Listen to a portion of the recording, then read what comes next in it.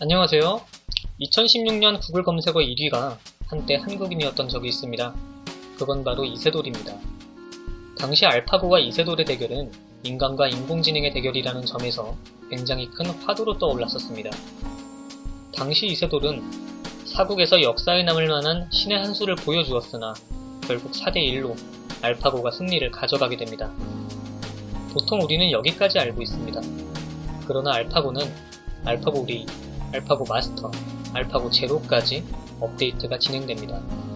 참고로 알파고 리는 이세돌과 붙었던 버전입니다.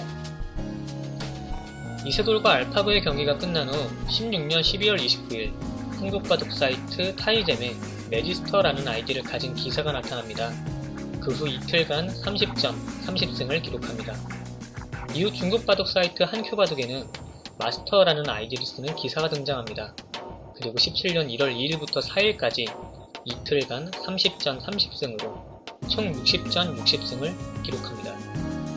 바둑 내용을 보면 더욱 기가 막힙니다. 대부분 170수 근처 중반의 불계승을 거두었습니다. 말하자면 KO로 상대 기사를 압살했습니다. 혹자는 60전을 참가했던 기사들의 실력이 떨어지는 것 아니냐 라는 의문을 가집니다만 이 60전에 참가한 기사의 명단을 보면 한국 랭킹 1위 박정환이 4패, 세계 랭킹 1위 커제가 3패, 일본 랭킹 1위 이야마 유타가 1패를 기록했습니다. 이외 한중일 최정상급 프로기사들이 모두 패배하였습니다. 이에 대해 17년 1월 5일 파사비스 CEO는 트위터로 매지스터와 마스터는 알파고의 신버전, 알파고 마스터임을 밝혔습니다. 알파고 마스터의 대국을 봤던 안성준 실단은 경이로울 정도로 강하며 인간이 갖고 있는 고정관념이 전혀 없다고 평가합니다. 그리고 알파고 마스터는 공식전에서 세계 랭킹 1위 커제와 대결하여 3대 0으로 다시금 승리합니다. 이로써 인류의 기사는 사실상 이세돌을 제외하면 한 판도 알파고에게 이기지 못하게 되었습니다. 인간 바둑의 정점에 있는 모든 기사를 제압한 후 알파고 마스터는 한 번 더 업데이트가 진행됩니다. 그리고 나온 버전이 최강의 기사 알파고 제로입니다.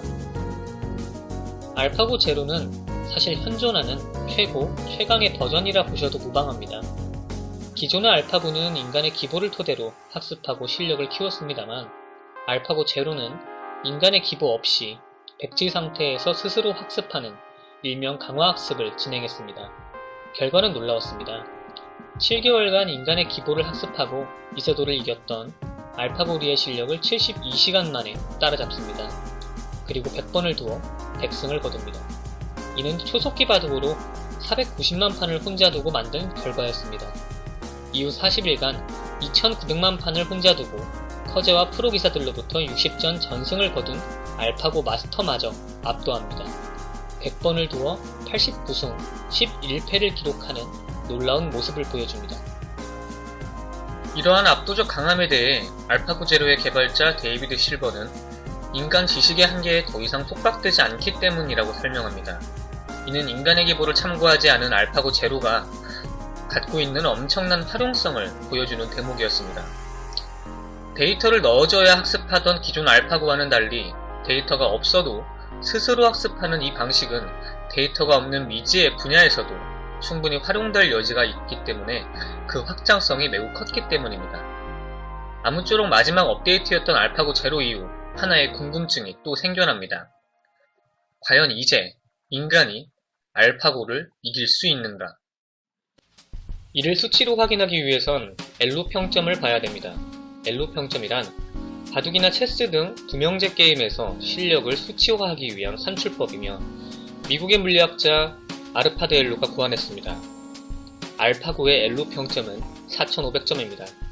반면 세계바둑 랭킹 10위 내의 기사들은 3500에서 3600점대입니다. 이는 정선의 차이라 말합니다. 핸디캡 없이 1000번을 둔다면 인간은 6에서 8승, 그리고 100번을 둔다면 알파고에게 1승을 하기 어려운 수준이라는 얘기입니다. 따라서 사실상 이제 인간이 알파고를 이기는 일은 불가능한 것으로 평가됩니다. 아마도 시간이 지날수록 이세돌의 1승이 얼마나 대단했던 것인지 다시금 규명되지 않을까 싶습니다. 이번 영상은 이쯤에서 마무리할까 하는데요. 아마도 알파고를 통해 이세돌을 접한 분들은 이세돌이 얼마나 대단한 기사인지 잘 모르실 겁니다. 그래서 다음 편에는 이세돌과 관련된 영상을 하나 준비하려고 합니다.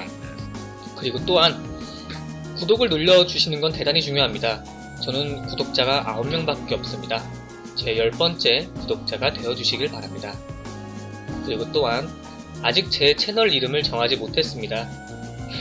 딱히 생각나는 게 사실 없어요. 댓글로 남겨주시면 참고하겠습니다. 그리고 다음 영상에서 뵙겠습니다. 감사합니다.